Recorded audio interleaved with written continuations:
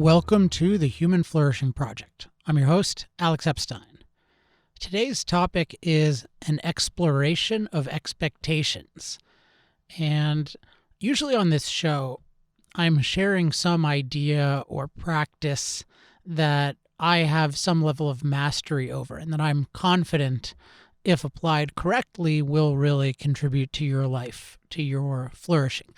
And today I want to take a different approach. I want to share a topic that I definitely struggle with, that I'm really hoping that you, the audience, have some recommendations on.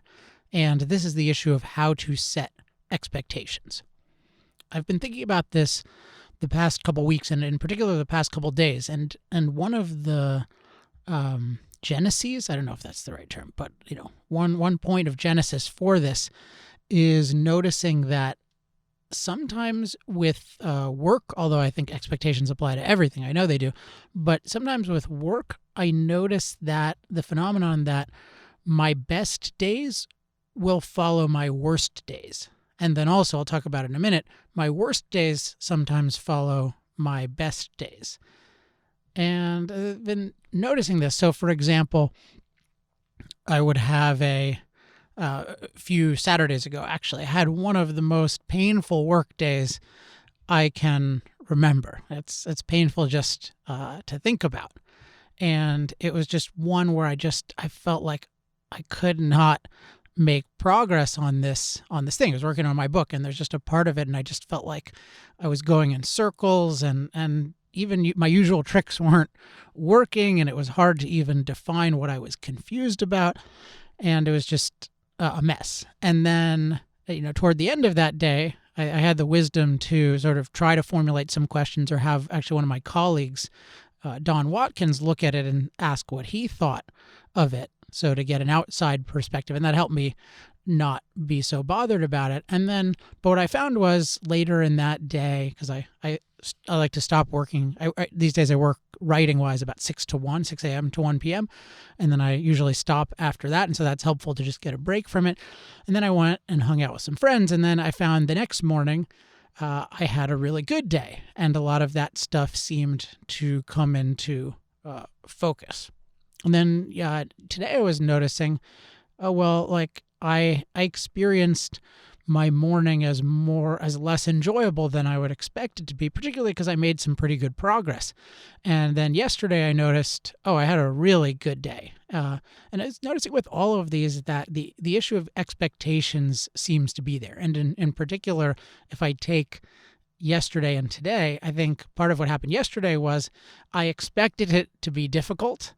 And it was a little bit easier than I expected. I made more progress than I expected. Whereas today, I thought, I made all this progress yesterday, so it'll be pretty straightforward today. And then guess what? I ran into some difficulties, and I was blindsided by them. And I think what was happening that Saturday, 2 Saturdays ago, was a kind of similar thing. I think I had some really positive experiences before that, and it seemed like, now I'm really going to get this right. And then I ran into some obstacles, seemingly big obstacles. They ended up not being as big as I thought, and then it was really hard on me. So there's a lot going on here, because there's a lot one could say psychologically about what's going on with me, and there could be things that are problematic with the way I'm approaching it, but I want to focus on what I'm really interested in is the positive of how to set expectations, and but just to say a little bit more about what I think the negative is. So I think it's something like the feeling when if I have the expectation I think that is going on that's problematic is when I say this should be easy, and should I'm being deliberate about, which is not, a lot of people psychologically don't consider that a good word, and I think for good reason, but it's this feeling of, this should be easy. And then when it's difficult, or when some obstacle comes up, then the feeling is this should be easier than it is. And what does that mean? This should be easier than it is. Well, if it should be, then that means something should be different. And what is that? Well, it's easy to say, it's me. Like, it's either I'm approaching it wrong and I should be approaching it a different way, even if I don't know even if this is the best way I know, I can feel insecure about that. Or it can be a deeper kind of thing, like, well, maybe I just don't have the ability for this. Maybe I'm not cut out for it. If there was somebody smarter doing this, he would do it better. Those kinds of things. Like, this should be easier than it is. And there's something off about that. And I'm going to just give a couple more examples of just how I've experienced this feeling of, oh, this should be easier than it is, and expecting it to be easy, and how that can throw people. And certainly it can throw me. And I'm not saying it's inevitable that it'll throw you as much as it's thrown me, but I still think it's good to think about what's the right conscious view of expectations. So I remember when in 2011, I was doing my first debate ever over fossil fuels, and I was debating with a guy from Greenpeace, and I wanted to do a mock debate. So I mentioned Don Watkins earlier, who now works for me, but we worked together. No, we weren't working together at the time, but we had worked together for a long time. And so I set up a debate with him, and I expected that, well, this is gonna be pretty straightforward, because I know a lot more about these issues than he does. And I considered myself more of a kind of debater than he was. And then I remember he came out, and man, he was prepared. And he just impersonated a Greenpeace person. And he had these arguments, and I just didn't know what to say. But it really bothered me. And it wasn't just that, oh, wow, here are some arguments I need a better answer to. I just felt like, oh, this should be easy. What's wrong? There's something going wrong. And so there was a psychological layer added to the challenge of it. It wasn't just, oh, here's a challenge, this will be interesting to work on, or let's make the best of it. It was that challenge combined with the feeling of, oh, wow, there's something wrong with me, that this isn't easy, and I expected it to be easy. And while I'm disclosing painful experiences with this issue, I think I have to say that with the book I've been working on, the update of my book, The Moral Case for Fossil Fuels, or the new version, this issue of expectation seems like it's been really a challenge for me, because I remember when I started, I kind of had the expectation, well, this will be easy to update, and here's the kind of reasoning for it. Well, I wrote it already, and I wrote it quickly. I was able to finish it in about 6 months. And so I was able to do that quickly. And now I've learned so much since then, and I know a lot about these issues. And so, yeah, it should be really straightforward for me to just update this. And even having a high ambition for it, I just thought, yeah, this will be pretty straightforward. Not that it'll be instantaneous, but yeah, in X number of months, I should be able to make something dramatically better. And then that definitely didn't happen. Part of it was I had new ambitions for it. And part of it is that, those new ambitions, I didn't have all of the knowledge necessary, not even close, to make it what I wanted to make it. So I picked something really difficult. But it was, the more I thought of it, and the more I have thought of it as, oh, this should be easy and it's difficult, that can cause a lot of turmoil. Versus saying, well, no, this is going to be, if you want to do something like this, you think it's worth it, that's great, but this is going to be challenging. And I think an idea, that kind of working idea I'm thinking about, is just the idea that anything I'm motivated to do is going to be challenging in predictable ways and in unpredictable ways. And so in advance of a project, I should think about the predictable ways, but part of it is also thinking about, okay, what are not what are they necessarily, but there will be unpredictable ways in which the thing is going to be challenging.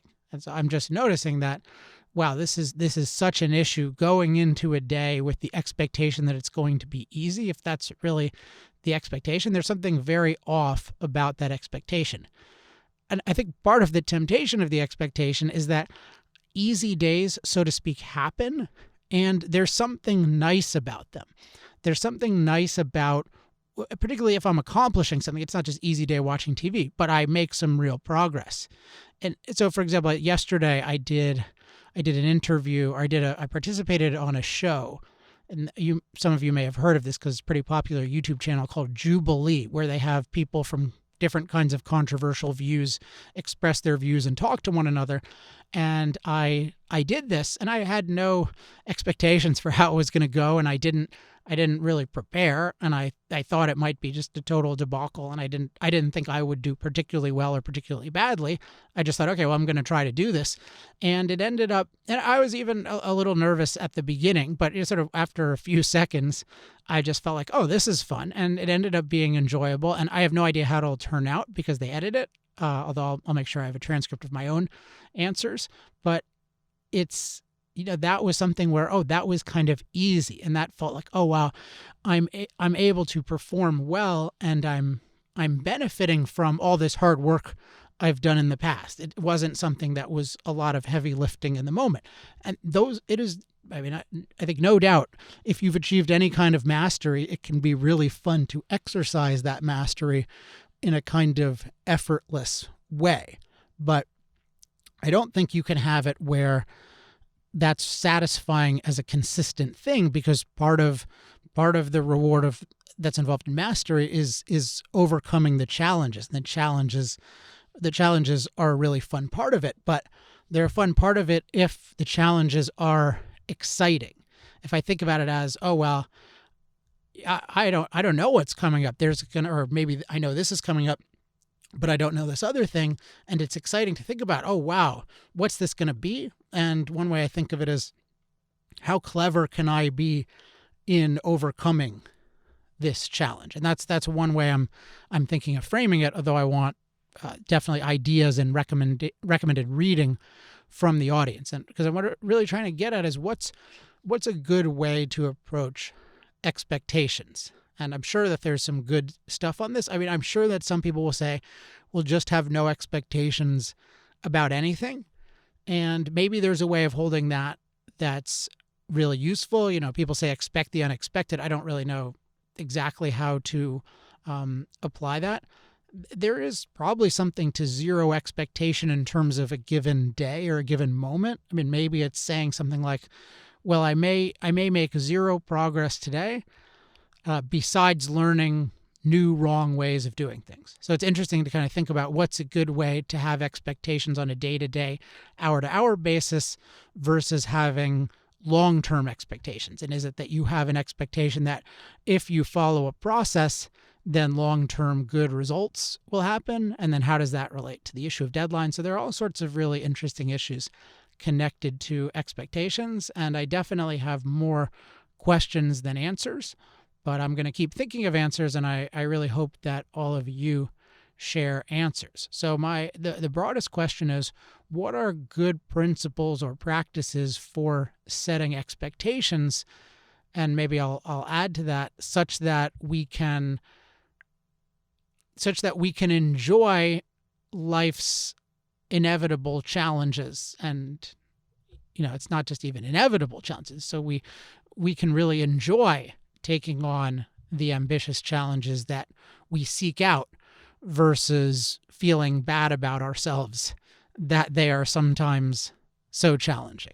So very interested in your thoughts on this. So one way you can share thoughts is on Facebook. So if you go to facebook.com/Human Flourishing Project, you can join the discussion there or start the discussion there and share any ideas or recommended reading or other content you have about expectations.